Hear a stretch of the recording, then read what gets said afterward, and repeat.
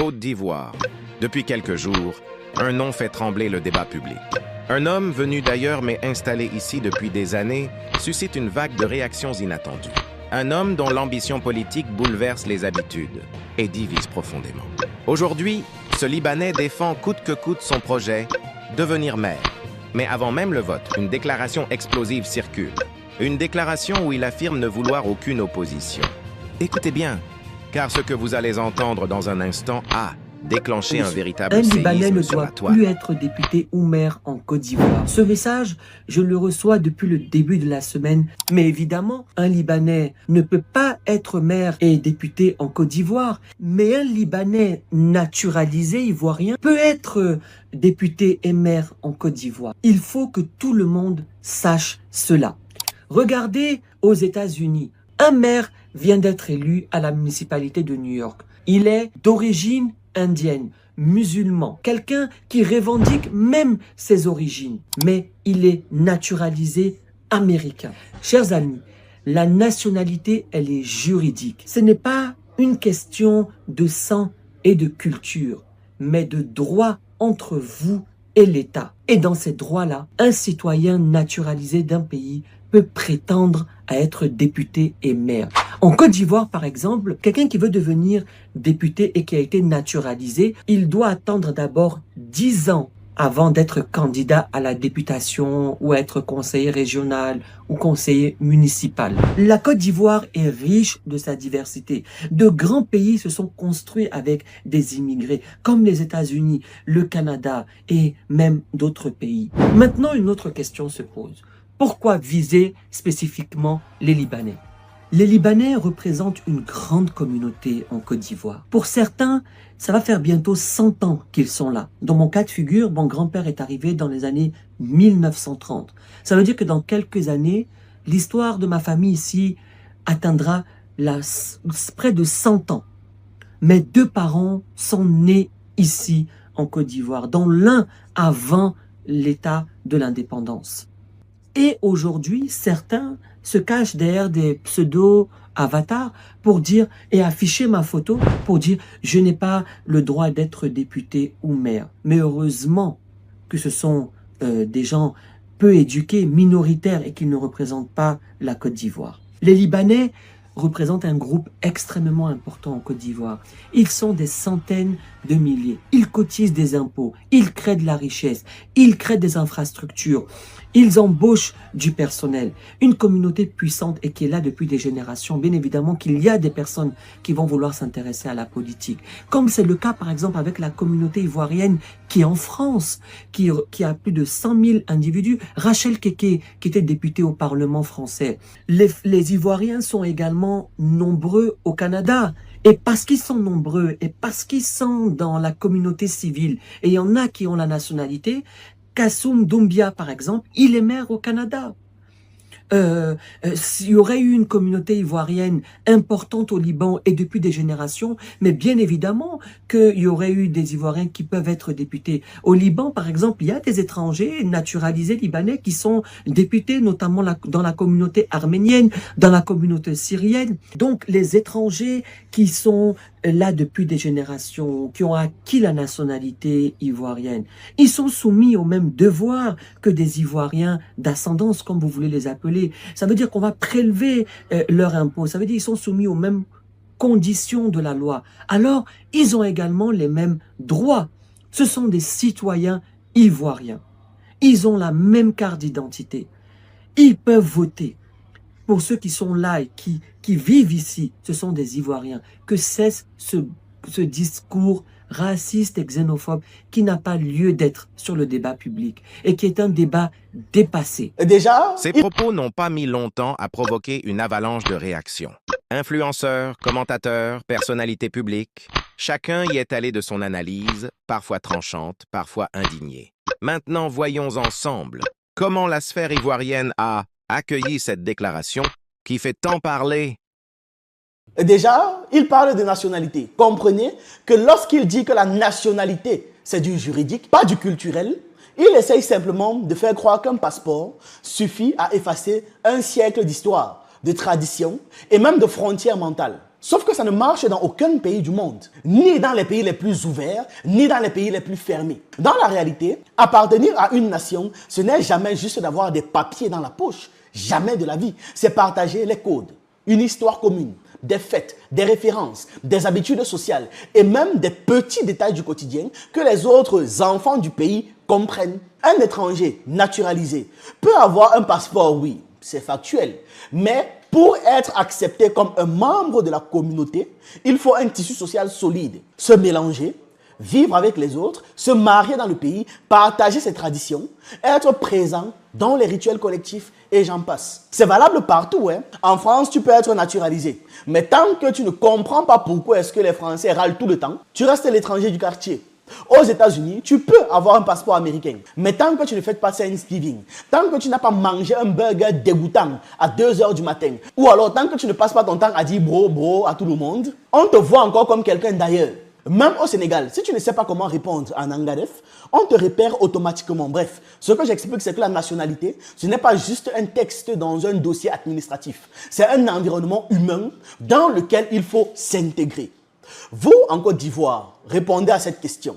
Dans les différentes émeutes, les différentes manifestations que vous avez faites contre le pouvoir, pour la justice sociale, contre la souffrance quotidienne, avez-vous déjà vu un Libanais à vos côtés? Avez-vous déjà vu un Libanais arrêté pour ces raisons, emprisonné comme vous parce que vous réclamez vos droits? Bon, personnellement, je n'ai jamais vu, ni dans des vidéos, ni dans des faits divers, jamais. Mais c'est pour ça que je demande vos témoignages. Peut-être comme moi, je ne suis pas sur le terrain, on va me dire que je ne sais pas de quoi je parle. Donc, vous témoignez. Pensez-vous qu'ils ont le même rapport à la domination ou encore au colonialisme? De 5 h du matin à minuit. 15 jours de travail, 1 jour de repos. Non logés, parfois non payés et contraintes à des trajets nocturnes. J'ai vu des hommes venir vers moi. Ça a été très long. Nous étions 3. Ils nous ont frappés. Ils nous ont violés. C'est comme ça que j'ai eu ce bébé. J'ai été violée. Pas de document pour l'enfant, son prénom Huga, quelques mois. Si je n'ai pas de papier pour mon bébé, je ne peux pas partir et cela me stresse beaucoup. Au milieu de ces femmes, 6 enfants en bas âge, pour certaines plus de passeport, en cause le système de parrainage qui leur a permis de venir au Liban au service de famille qui leur ont confisqué. Elles qui cuisinaient avant pour d'autres le font désormais pour elles-mêmes, toutes ensemble. On mange tout ce que l'on veut et on cuisine ce que l'on veut. On demande ce que l'on veut et en un clin d'œil, on nous le donne. Mais on veut juste rentrer dans notre pays.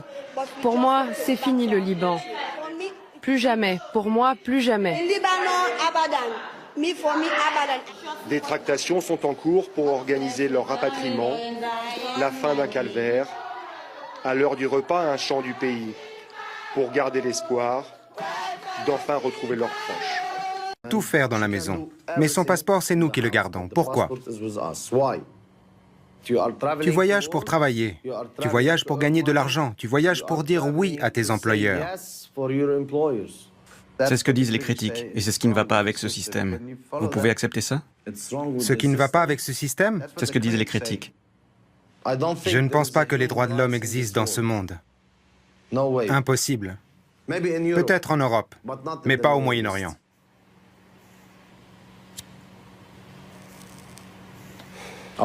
Je n'arrêterai pas ce business. Les mariages mixtes, quasi inexistants. La présence noire dans la politique libanaise, zéro. Même les enfants nés au Liban de parents africains restent étrangers. Alors forcément, une question émerge. Pourquoi demander ici ce qu'on ne donne pas là-bas? Pas par haine, pas par xénophobie, par simple logique. On entend aussi...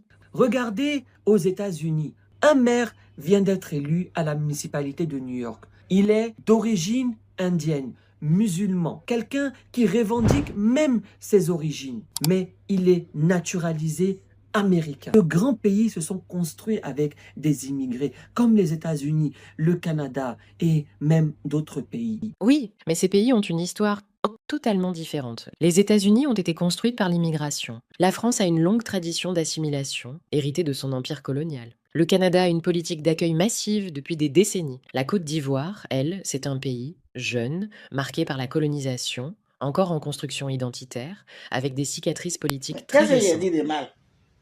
Qu'est-ce qu'il y a dit qui n'est pas logique? Tu dis tu es ivoirien, tu as la nationalité ivoirienne. Tes parents sont là depuis 1900.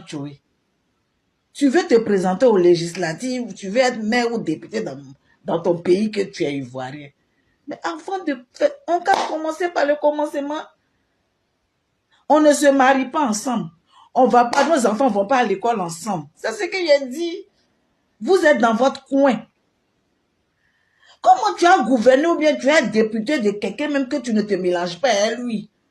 Tu vas être maire de quelqu'un que toi-même, c'est-à-dire que tes enfants ne peuvent pas aller à l'école, dans la même école, les autres enfants. Mais ton député là, ton maire là, tu deviens maire par rapport à quoi? J'analyse, je ne comprends pas. Commençons par le commencement. Apprenons à nous mélanger. Faisons l'école pour que tout le monde... C'est-à-dire que dans vos écoles, là, les Ivoiriens doivent aller aussi fréquenter là-bas. C'est clair. La mosquée, ceux qui prient doivent aller prier. S'il y a église, on doit mélanger ensemble. Et puis après, il n'y a pas de problème. C'est la mondialisation. Tu vas quelque part, si tu es bien là-bas, mais vous êtes à part. C'est ça que je ne comprends pas. Tu es à part. Tu ne te mélanges pas avec quelqu'un. Mais tu veux le gouverner. Ça là, c'est quoi ça encore? Ouais. On ne parle pas. Parce qu'il sait très bien pourquoi. Les Noirs au Liban ne sont pas considérés comme des humains. Les Libanais eux-mêmes le reconnaissent en privé. Je peux prendre là d'un coup de tête 3 exemples tellement violents qu'on ne devrait même pas avoir besoin d'aller plus loin. Le système de la kafala. Le Liban fait partie des pays où les Africains sont placés sous de la servitude légale. Pas de liberté de mouvement, pas de droits élémentaires. On a des milliers de cas de violence, d'esclavage domestique, de confiscation de papiers. Donc, un député noir au Liban, le système ne laisse déjà pas les Noirs sortir seuls de la maison. 2. Les enfants nés au Liban sont considérés comme des étrangers. Les enfants noirs nés au Liban, déjà c'est interdit, mais admettons, l'enfant est né, il a grandi au Liban, il parle arabe et libanais, il y a vécu toute sa vie, mais il reste un étranger. Aucune naturalisation automatique, aucun accès au droit. Il n'a même pas le droit de rêver à un poste public. Alors imaginez un poste politique. D'ailleurs, le Sénégal a même répondu par une loi interdisant la naissance de Libanais sur son sol. Les femmes libanaises sont interdites d'accoucher au Sénégal. Interdiction formelle aux femmes libanaises d'enfanter et d'accoucher au Sénégal de la même manière qu'il est interdit aux femmes noires de le faire au Liban. Je ne sais pas ce que les autres pays africains font pour ne pas répondre de la même manière. Nos dirigeants sont toujours là en train de nous faire honte. Les médiocres gens qui nous dirigent. Ça me frustre chaque jour. 3e exemple, le racisme populaire ouvert. Il y a des vidéos entières que tout le monde a déjà vues montrant des Libanais appelant les Noirs esclaves, animaux, kous, abides. On a aussi déjà vu des pancartes avec écrit dessus « No Africa » dans certains commerces au Liban. Des agressions dans les rues, des assassinats de domestiques que l'on balance des balcons après des années de maltraitance. J'ai des dizaines de vidéos de ce genre. Impossible à montrer parce que YouTube va ban. Et c'est ce même pays-là que le gars cite pour justifier la possibilité en Côte d'Ivoire d'élire un maire d'origine libanaise. La comparaison n'est pas seulement fausse, hein. Elle est indécente. Et c'est pour ça que j'ai dit qu'il nous prend pour des idiots. Et c'est la preuve qu'il ne nous respecte pas. Parce que si un noir ne peut même pas être un simple humain respecté au Liban, comment oser utiliser ce pays comme exemple pour demander à la Côte d'Ivoire d'ouvrir ses institutions sans condition? Le message derrière devient donc grotesque. Chez moi, les noirs n'ont aucun droit. Mais chez vous, je veux tous les droits. C'est exactement ce qu'il est en train de nous dire. Même s'il utilise plein de mots ou alors tourne autour en parlant de juridique, de diversité, de communauté utile. Voilà ce qu'il demande. Vous n'avez aucun droit chez nous, je m'en fous. Moi, je veux tous les droits chez vous. Voilà ce qu'il dit. Et c'est pour ça que je reviens dessus. Il ne nous respecte pas. C'est pour ça qu'il insulte notre intelligence. Son argument sur les élus étrangers au Liban ne tient que si on efface totalement la réalité du pays. Le problème, c'est que on connaît les faits. La vérité, c'est que le Liban n'a jamais été un pays ouvert aux Africains. Jamais. Et tant que cette réalité ne change pas, utiliser cet exemple dans un débat ivoirien n'est pas seulement inapproprié, c'est malhonnête. Quand il dit les Libanais naturalisés ont les mêmes droits que les Ivoiriens d'ascendance, donc ils doivent avoir les mêmes chances, il utilise une fois de plus une vision ultra scolaire de la nationalité. En mode, un monde où la loi suffit à effacer l'histoire, à effacer les traumatismes, à effacer les rapports de force, à effacer les communautés et même à effacer les réalités du terrain. C'est une manière très confortable parce qu'il est riche de voir les choses. Parce que ça permet d'éviter les questions essentielles. Et surtout, c'est lui qui est en position de force. Il est riche. Un droit écrit n'est pas un droit accepté. Dans la vraie vie, la citoyenneté, ce n'est pas un document légal. J'ai été clair ici en début de propos. Dire même droit égal, même chance, c'est un peu comme dire que tout le monde peut devenir milliardaire parce que la loi ne l'interdit pas. Oui, sur papier, c'est vrai, la loi ne t'interdit pas d'être milliardaire. Mais dans les faits, 99,9% de la population n'y arrivera jamais. Pourquoi? Parce que la loi n'efface pas les inégalités, les perceptions, l'éducation, les barrières scolaires, les barrières sociales, les rapports d'appartenance, les identités collectives et j'en passe. Le droit, c'est de la théorie. La société, c'est la pratique. Et souvent, les deux ne se rejoignent pas. Ils oublient que la société ivoirienne a une histoire extrêmement sensible liée aux questions étrangères en règle générale. Notamment depuis la décennie de 1990, l'ivoirité, les coups d'État, les tensions politiques et j'en passe. Tu ne peux donc pas débarquer dans un pays avec des cicatrices identitaires aussi récentes et prétendre que tout est juste juridique. Non! Jusqu'à il menace de porter plainte aux gens qui diront qu'il n'est pas ivoirien dans son live avec Makosso. Vous êtes candidat ici dans notre pays là?